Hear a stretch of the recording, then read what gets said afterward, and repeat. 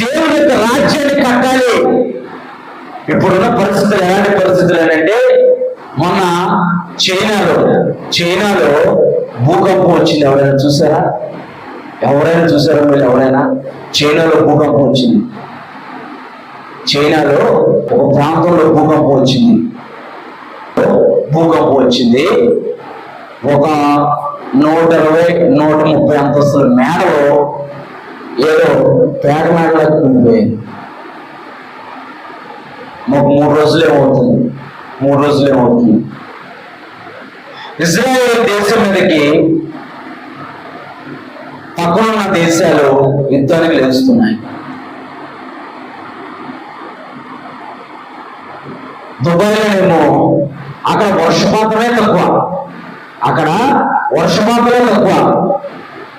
సంవత్సరానికి సరిపడ వర్షం ఒక్కసారి కురిసిందంట. 284 సెంటీమీటర్లు అంట వర్షపాతం.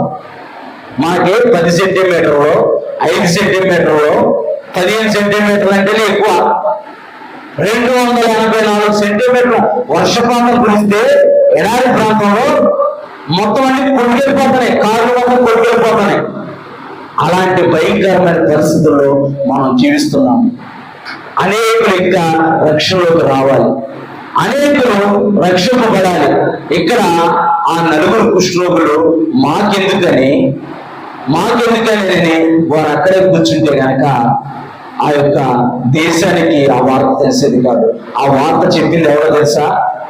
ఆ సిరియన్లు ఎవరో లేరు అని ఆ వార్త చెప్పింది ఎవరో తెలుసా? ఈ 4 కుష్ఠరోగులే. 4 కుష్ఠరోగులు ఆ దండలోకి వెళ్ళారు. ఆ దండలో అందరూ పారిపోయారు. వారు కొంచెం ఆహారం తీసుకుని వారు ఉన్న ప్రాంతానికి మళ్ళీ వెళ్ళిపోయి దాచుకున్నారు.